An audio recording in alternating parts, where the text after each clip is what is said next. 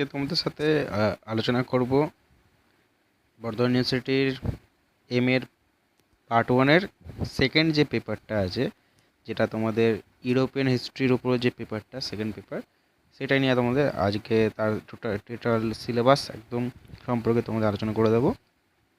আর যারা চ্যানেলে নতুন তারা অবশ্যই চ্যানেলটাকে সাবস্ক্রাইব করে রাখো, কারণ এরপর তোমাদের থার্ড পেপার, ফোর্থ পেপার, তোমাদের সমস্ত ইয়ারের কোশ্চেন পেপার, ইন্টারনালের কোর্সের সমস্ত কিছু তোমাদেরকে আমি এনে দেবো। তোমরা খুব সহজেই তা দেখে নিতে পারবে। তার জন্য অবশ্যই চ্যানেলটিকে একটা লাইক করে দিও, আর সাবস্ক্রাইব তো অবশ্যই করে রাখতে হবে, নাহলে ভিডিওগুলো তো তোমাদের সামনে খুব লেটে আসবে।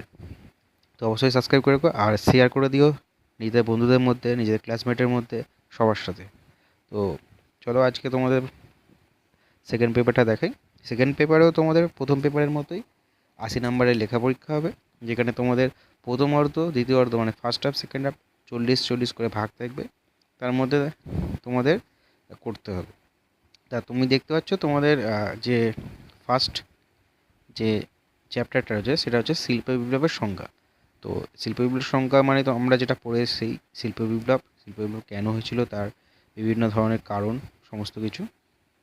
এরপর দুইয়ে রয়েছে অর্থনৈতিক ক্রমবৃদ্ধির বিভিন্ন মডেল সূত্র। নানা ধরনের যে সময় যে অর্থনীতি যে বৃদ্ধি হয়েছিল, তা ধরনের নানা ঐতিহাসিক নানা গবেষক তাদের জন্য বিভিন্ন যে মডেলগুলো রয়েছে সেই মডেলের সম্পর্কে আমাদের পড়তে হবে।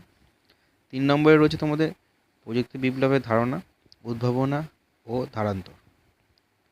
আর 4-এ তোমরা দেখতে পাচ্ছ প্রযুক্তি বিপ্লব ও শিল্প প্রতিষ্ঠান এবং যোগানের সম্পর্ক, এ ব্যাপারে ইংল্যান্ডের সঙ্গে মহাদেশীয় অন্য রাষ্ট্রগুলির পার্থক্য।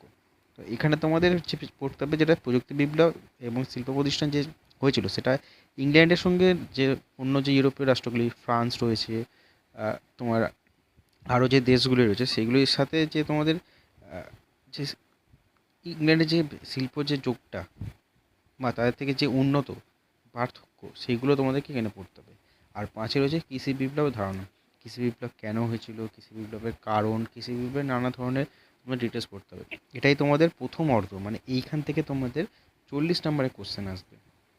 আর এই কোশ্চেনগুলো যদি তোমরা দেখতে চাও, তোমাদের প্রত্যেকটা ইয়ারে কিরাম কিরাম কী ধরনের কোশ্চেন হয়েছে সেইগুলো সম্পর্কে যদি দেখতে চাও, তাহলে তোমরা অবশ্যই সাবস্ক্রাইব করে রাখো। আর দ্বিতীয় অর্ধে তোমাদের 5টা চ্যাপ্টার রয়েছে। ধ্রুপদী অভিজ্ঞতা, এখানে ইংল্যান্ড সম্পর্কে লিখতে হবে।